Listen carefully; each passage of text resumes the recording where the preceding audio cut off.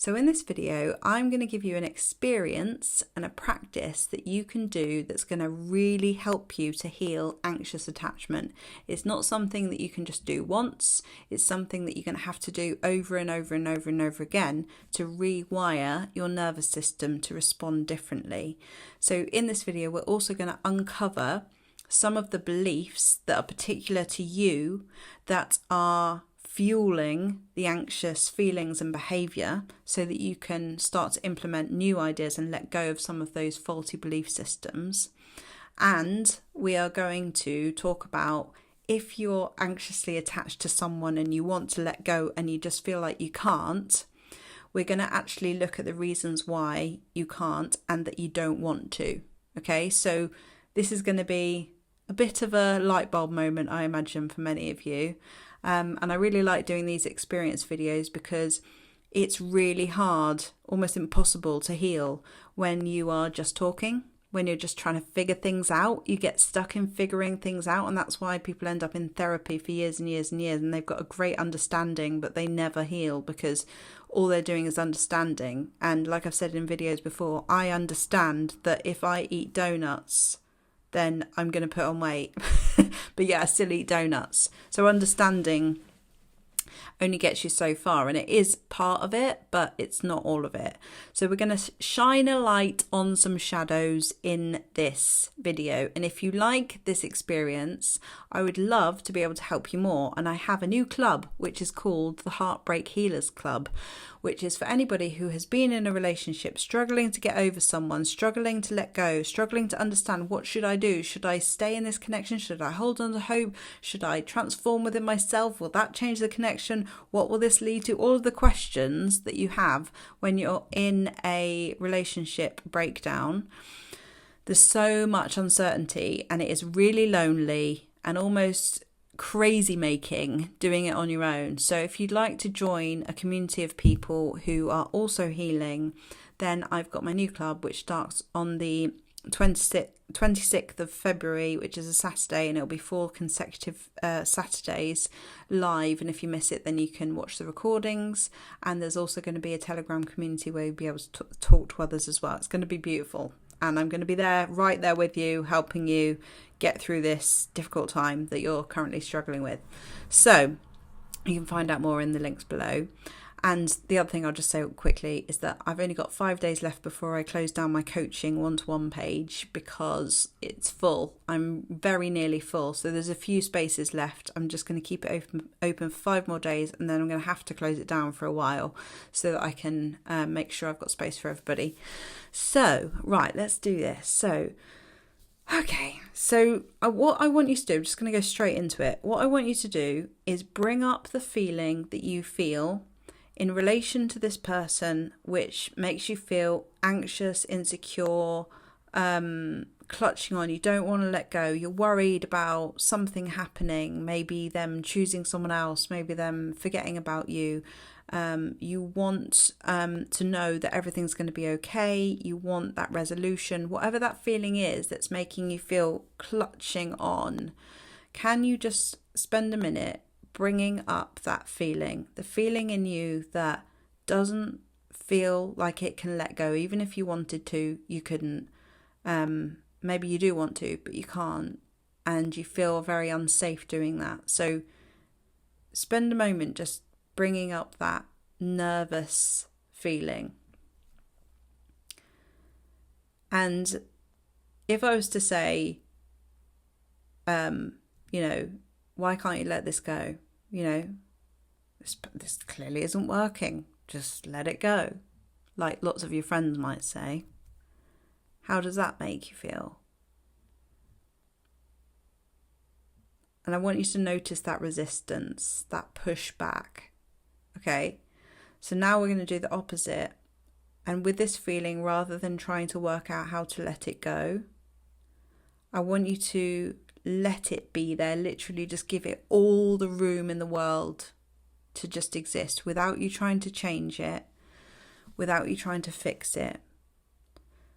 So bring up that nervous energy where you feel like there's something wrong with you because you can't let go, and what you're doing is, instead of trying to work out how to let go, you're just letting that feeling exist.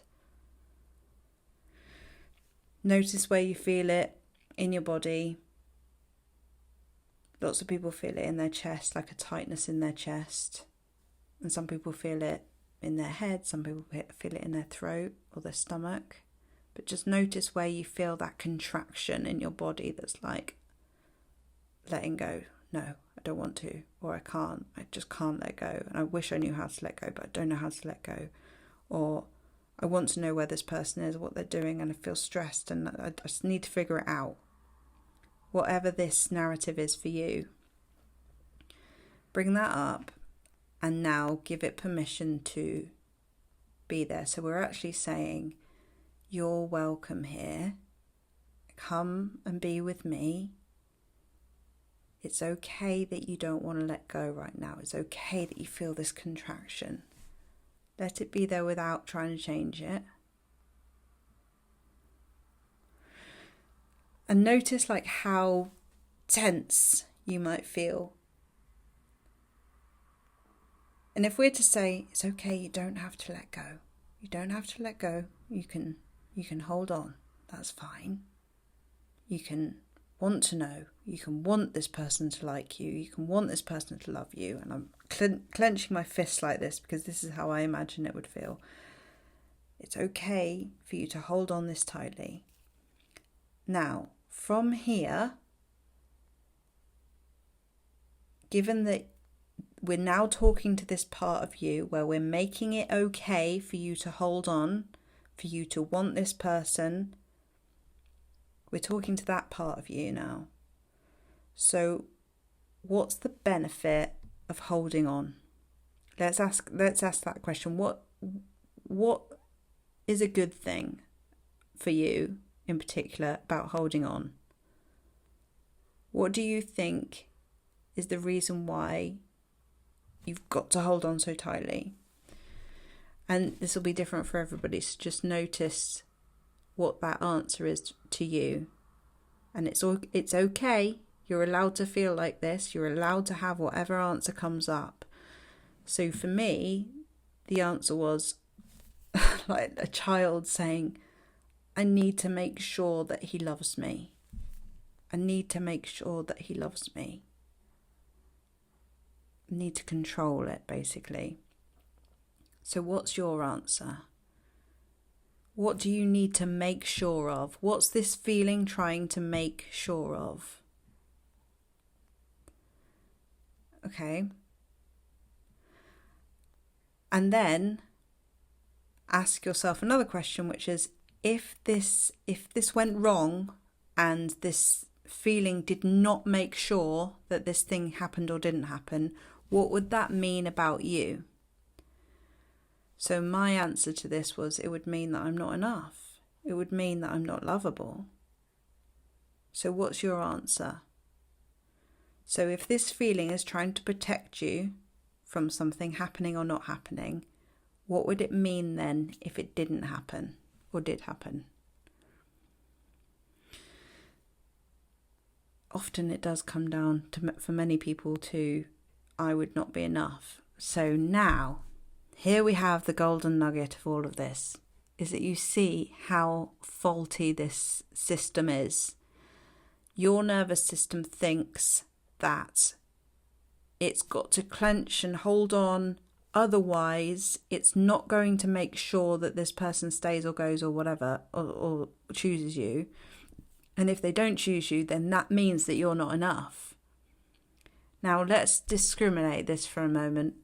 Is that true? Is that really true? That if this person doesn't choose you and doesn't want you and doesn't see you, that you're not enough? Because I would argue that that is a lie that you told yourself when you were very young, and that you've been trying to protect yourself from ever since. And this is how an anxious attachment is formed. So what you've been doing is you've been trying to control. So this feeling is protective, and it's been trying to control out there in order to meet the illusionary criteria that this person will choose you and love you, so that you can feel that you're enough. But this is a childlike thinking, yeah? And it's not that you're childish, it's just that this is a childlike thought process and feeling process, more to the point, which you're unconscious of. And now we're shining a light on that shadow so that you can start to question, hang on, do I need to hold on to this feeling? So what you might notice as well is that when you allow space for the feeling to breathe and you validate it and you accept it, that it actually loosens immediately, or maybe not immediately, but soon after you've held the space for it, it goes, okay, I don't have to run anywhere. And the analogy I like to use is like, let's say that someone really angry, and anger is a cover-up emotion to other things like grief and shame and all sorts of things. But someone's really angry and someone goes, get out of here. You know what? Just get lost. No one wants you here. Just leave. And then that person is like even more angry and they're expressing this anger even more and they just leave and totally unresolved. And then someone else goes, hey, come here. Tell me what's going on. And they give them a hug. And then this person is more likely to start to open up and feel safe and tell us what's really going on. What's the root of this anger? What's the root of this feeling? And this is the room that we have to give this resistance that we're feeling to letting go. We have to actually allow it to be there. What we resist persists. So where we're saying, why can't I let go? What's wrong with me? Why am I holding on so much? Like, I don't get it. I want this person to love me, and I want to know why I'm so anxious in relationships, and I want to just feel normal. And we're judging ourselves, so automatically disapproving of ourselves, which is the opposite of self-love. So the way that we start to heal this is every time, not just once, but every time this feeling comes up, rather than saying, oh no, it's here again, you go, oh, it's here again. Okay. I can be curious about this, and I can say to this feeling, you don't have to go anywhere. You actually can stay here exactly as you are. And in doing that, it starts to go, oh, I've been seen. You know, like you're talking to your younger self and you're being that safe person. And you can ask it, what are you scared of? What are you trying to protect me from? And then in doing that, you get some answers which will be specific to you.